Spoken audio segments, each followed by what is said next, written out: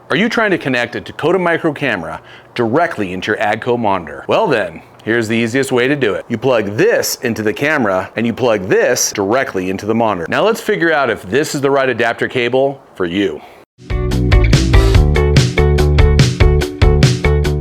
If you have an AGCO C1000 Console, Fendt NT03 Vario Terminal, Massey Ferguson Fieldstar 5 display, or a Datatronic 5 monitor, and if you want to connect a Dakota Micro, AgCam, EnduraCam, or RazerCam camera with CVBS signal and a PAL format to the monitor, you're going to need this AC-A1C adapter cable. It's got an M12 A5 pin female on one side that plugs directly into the monitor, and a Switchcraft EN35 socket female on the other side that plugs into a Dakota Micro shielded power extension cable that connects to your Dakota Micro camera. It's that simple. These monitors only accept a CVBS signal PAL formatted cameras, so make sure you verify before you buy a camera from Dakota Micro. If you have more questions, visit our monitor input guide on our website for lots of pictures and all the adapter cables we sell to make sure you get the right one. We also have a page dedicated to just adapter cables for you to choose from. The best part is, all these adapter cables are built to last and made in the USA